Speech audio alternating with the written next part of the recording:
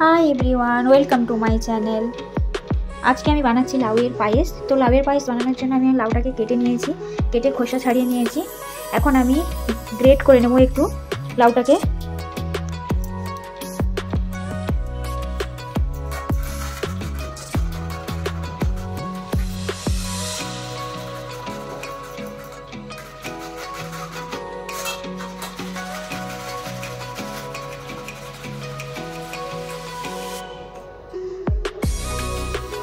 আমার লাউটা গ্রেট করা হয়ে গেছে, আমি ভালো করে ধুয়েও নিয়েছি।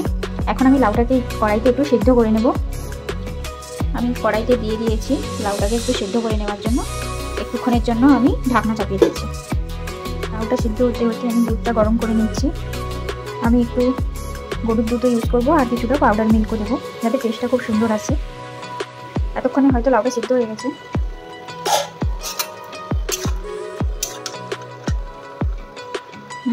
লাউটা সিদ্ধ হয়ে গেছে, এখন আমি নামিয়ে নেব। লাউটাকে নিংড়ে আমি জলটা বের করে দিয়েছি। এখন কড়াইটা বসিয়ে দিয়েছি। লাউটাকে একটু অল্প করে ঘিয়ে ভেজে নেব। আমি ঘিটা কড়াইতে দিয়ে দিচ্ছি।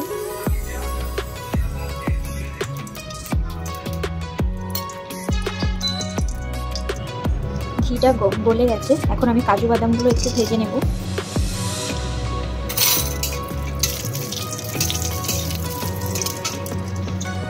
দুটো তেজপাতা দিয়ে দিলাম।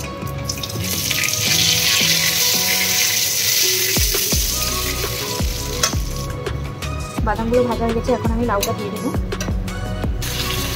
লাউটা দিয়ে দিয়েছি, এখন একটু ঘিয়ের সঙ্গে নাড়াচাড়া করে নেব।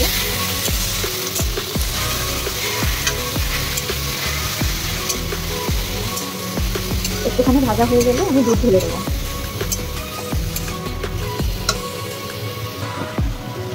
লাউটা ভাজতে ভাজতে আমি অল্প পরিমাণ একটু পাউডার মিল্ক নিয়ে নিচ্ছি।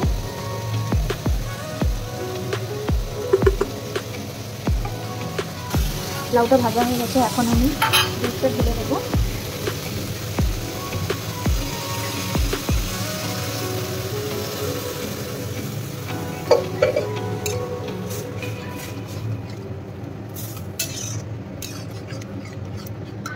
এদিকে পাউডার মিল্কটাকে আমি একটু জল দিয়ে গরম করে নেব।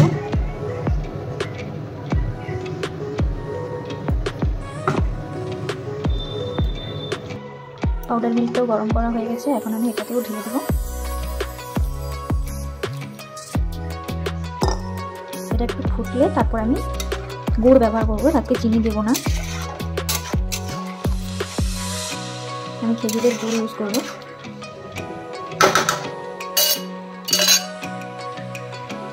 আমি 2 চামচ ময়দা নিয়ে নিয়েছি, ওটাকে ভালো করে জলের সঙ্গে মিশ্রণ করে নেব। পায়েসের সঙ্গে একটু দিলে পায়েসটা একটু ঘন হয়।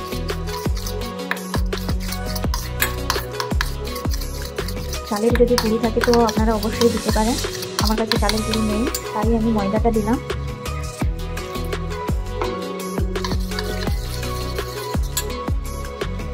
এখন আমি গুড়টা দিয়ে দিচ্ছি।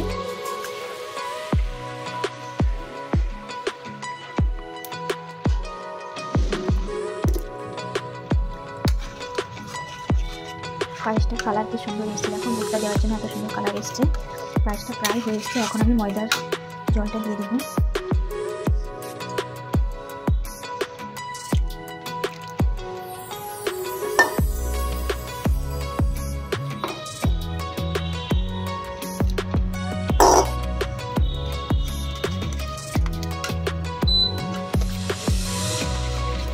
পায়েসটা হয়ে গেলে গ্যাসটা অফ করে আমি একটু লবণ দিয়ে দেবো পরিমাণ মতো। তার আগে লবণটা দিলে পায়েসটা কেটে যাওয়ার সম্ভাবনা রয়েছে। তো আমার পায়েসটা হয়ে এসছে প্রায়।